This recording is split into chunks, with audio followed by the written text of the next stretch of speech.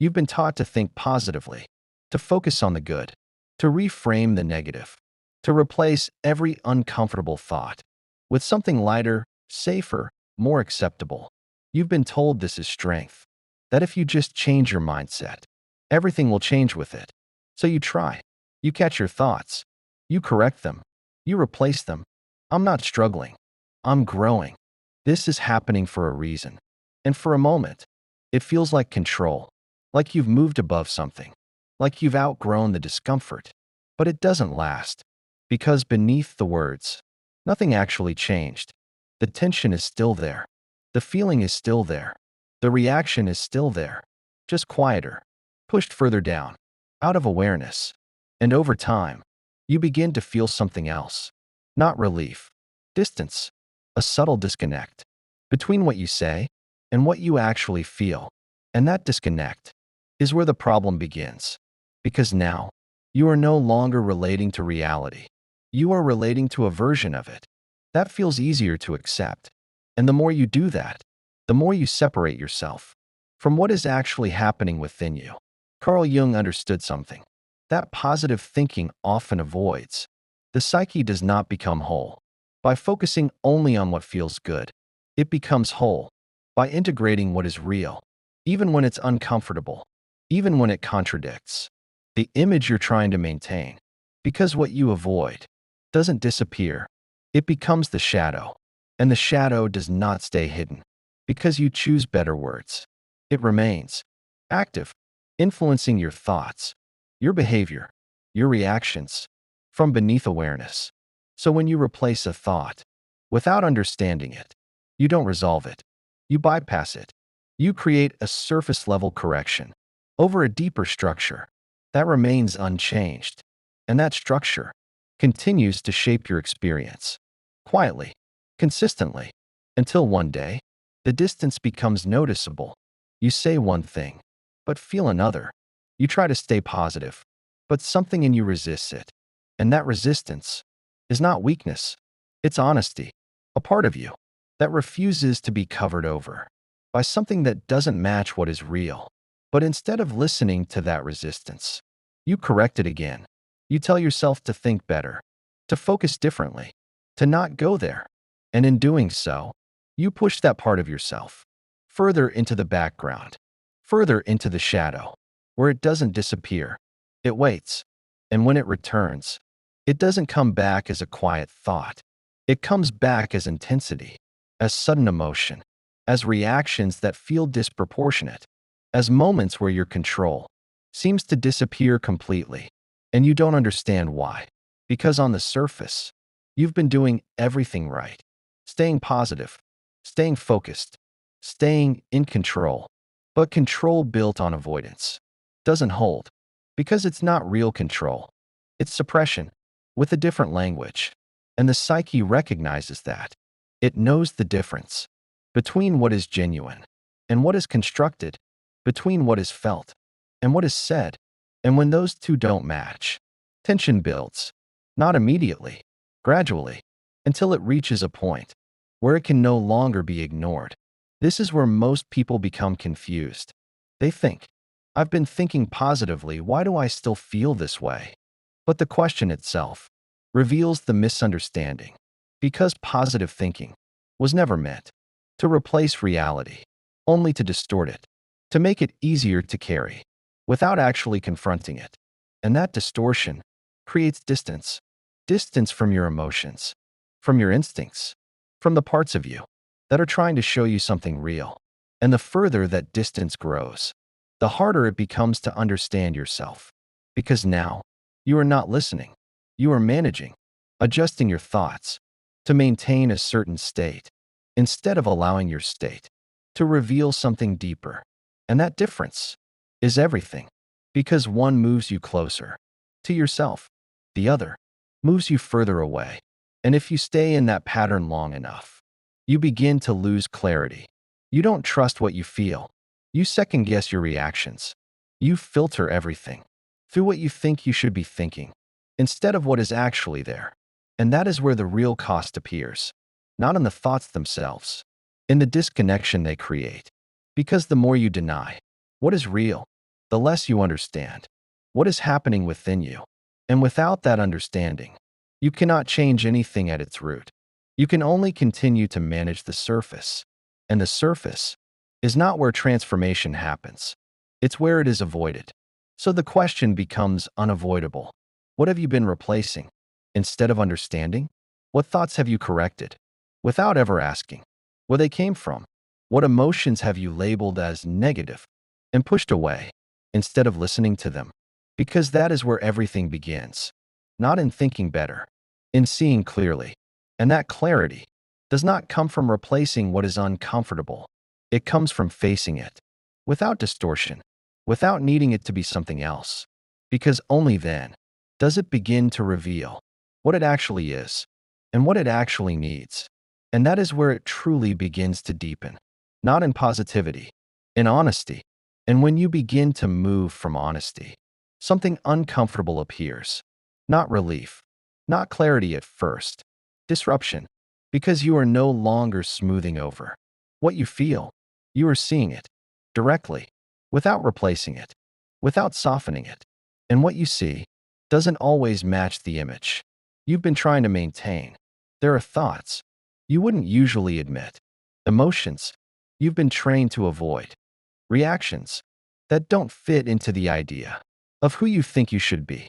And your first instinct is to correct them, to reframe, to redirect, to move back into something more comfortable. But now, you hesitate because you recognize the pattern. You see how quickly you try to move away from what is real. And instead of doing that, you stay, not to indulge it, to understand it. You let the thought exist without immediately changing it. You let the emotion rise without immediately labeling it. And in that space, something begins to reveal itself. Not all at once. Gradually, you begin to see that what you've been calling negative is not random. It has structure. It has direction. It is pointing to something specific. A frustration that wasn't addressed. A boundary that wasn't set. A truth that wasn't spoken. Things that positive thinking taught you to move past, but never resolved. Because moving past something is not the same as understanding it. And understanding is what actually changes you, not the surface, the root. Carl Jung spoke about the shadow as everything that is excluded from conscious awareness, not just what is dark, what is denied. And the more you try to stay positive, the more you deny anything that contradicts that state. So anything uncomfortable gets pushed out. Anything uncertain gets reframed. Anything intense gets reduced.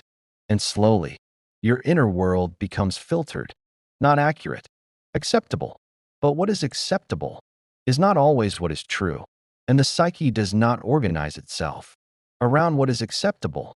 It organizes itself around what is real. So when you distort that reality, even slightly, you lose alignment. You create a gap between what you feel and what you allow. And that gap creates tension, not because something is wrong, because something is being ignored. And when something is ignored, it doesn't disappear. It accumulates. It waits. It moves beneath the surface until it finds another way to express itself through mood, through behavior, through subtle patterns you don't immediately recognize. And when it shows up like that, it feels confusing, disconnected. You don't trace it back to what you avoided. You just experience the effect and try to manage it again with more positivity, more control, more correction. But that only deepens the pattern, because now you are not only avoiding the original issue, you are avoiding the fact that you're avoiding it. And that creates a loop, one that feels productive, but isn't resolving anything. You feel like you're working on yourself, but nothing fundamental changes, because the work never reaches the level where the problem exists. It stays on the surface, managing perception, not addressing reality.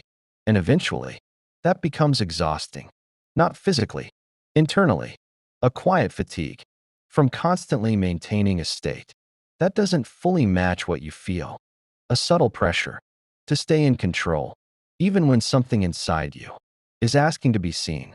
And that pressure cannot sustain itself forever.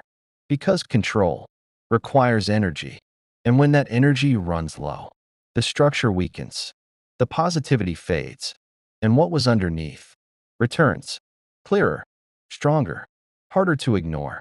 And in that moment, you are faced with something real, not a thought to replace, an experience to understand. And this is where everything begins to shift, because now you are no longer trying to maintain a state. You are trying to see the truth of it. You begin to ask different questions. Not, how do I feel better? But, what is this showing me? Not, how do I stay positive? But, what am I avoiding right now? And those questions change your direction completely. Because now, you are not moving away from discomfort. You are moving into it. Carefully, consciously, not to stay there, to understand it. And as you do, something becomes clear. Most of what you've been trying to fix was never the problem.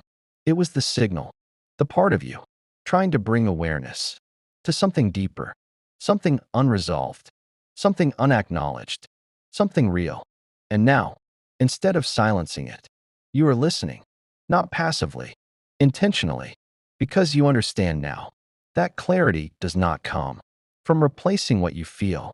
It comes from facing it without distortion. And that realization begins to change your entire relationship with yourself. And as that relationship begins to change, you notice something subtle. The need to feel better immediately starts to weaken, not because discomfort disappears, because you no longer treat it as something that must be escaped. You begin to sit with it, not endlessly, not passively, but without urgency, without the reflex to correct it. And in that stillness, something becomes visible that was always there, but never fully seen. The structure beneath the feeling. You start to recognize that what you feel in the moment is rarely just about the moment. There is depth to it, layers, connections that reach backward into patterns you've repeated. Without noticing, you feel a reaction, and instead of changing it, you follow it. Quietly, you ask, where have I felt this before? Not in detail, in essence. And what emerges is not always clear at first, but it's consistent. A familiar tone, a familiar tension, a familiar way of interpreting what is happening. And you begin to see that your reactions are not isolated. They are patterned, shaped over time, influenced by what you've experienced and what you've learned to expect. And when you try to override those patterns with positive thinking, you don't change them. You conceal them. You create a surface layer that hides the structure beneath. But the structure remains, operating quietly, guiding your perception before you even have time to think. And this is where awareness deepens. And when you begin to move from that place, your inner world becomes quieter, not because there is less happening, because there is less distortion, less effort to maintain a state, less pressure to control every thought, less resistance to what you feel. And in that quiet, you begin to trust something again, not your thoughts, your awareness, the ability to see clearly without needing to immediately change what you see. And that trust is what allows deeper integration to happen, because now you are not avoiding anything. You are meeting it directly. And when something is met directly, it no longer needs to fight for your attention. It no longer needs to intensify to be noticed, because it already is. And that is where something begins to resolve itself, not through force, through understanding. And understanding is what transforms what once felt like something to escape into something that reveals exactly what needs to change. And when something begins to resolve itself, you stop needing to control everything you feel, not because everything becomes comfortable, because you no longer treat discomfort as something that must be removed. You see it differently now, not as an interruption, as information, something that arrives with a direction, something that reveals what has been unseen. And once you recognize that, you stop asking how to stay positive. You start asking how to stay honest, not brutally, accurately. You begin to notice how often the impulse to feel better was actually an impulse to avoid, to move away too quickly, to replace what felt uncertain, to return to something familiar. But now, you don't rush. You let the moment exist before you define it. You let the reaction unfold before you try to change it. And in that pause, something stabilizes. Not the situation. You. Because you are no longer fragmented by resistance. You are present with what is there. And presence has a different quality. It does not distort. It does not exaggerate. It allows things to appear as they are. And when things appear clearly, they begin to organize themselves without force, without pressure, without the need to impose a different meaning on them. This is where the shift becomes visible. You are no longer managing your experience. You are understanding it. And understanding reduces the need for control, because what is understood does not feel chaotic. It has structure. It has context. It makes sense, even if it's uncomfortable. And when something makes sense, you don't need to escape it. You can move through it directly, without distortion, without the constant effort to make it something else. And that changes how you relate to everything. Your thoughts become quieter, not because you silence them, because you don't interfere with them. Your emotions become clearer, not because they are always calm, because you are not resisting them. Your reactions become more precise, not because you control them tightly, because you understand what creates them. And in that understanding, you begin to trust yourself again, not your ability to stay positive, your ability to see clearly, to recognize what is happening without needing to immediately reshape it. And that trust removes something subtle but powerful, the need to perform, because positive thinking, when used as avoidance, becomes performance, a way to appear stable, a way to appear in control, a way to appear unaffected, even when something inside you is asking to be seen. But now, you are no longer performing for yourself. You are relating to yourself directly, without filters, without replacing what is real with what is acceptable. And that honesty creates alignment, not forced, natural, because nothing is being excluded. Nothing is being pushed away to maintain a certain state. Everything is included, observed, understood, allowed to exist, without distortion. And in that inclusion, something changes. The pressure disappears, not all at once, but steadily, because the pressure was never coming from reality. It was coming from the effort to avoid parts of it. And when that effort stops, the tension fades. You no longer need to maintain a version of yourself that is always positive, always composed, always in control. You can be aware without being perfect. You can be grounded without being unaffected. You can be present without needing to feel a certain way. And that is where something deeper begins to form. Not optimism, clarity, a stable way of seeing. That does not depend on what feels comfortable.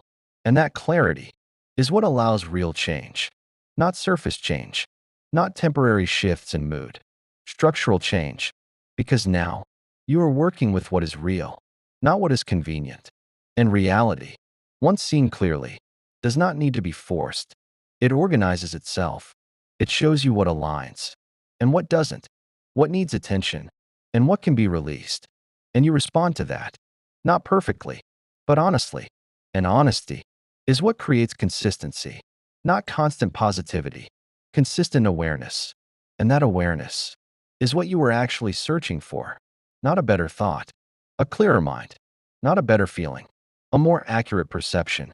Because when perception is clear, everything else follows naturally. So now, there is only one question left. What have you been trying to replace? Instead of understand, what have you labeled as negative simply because it made you uncomfortable?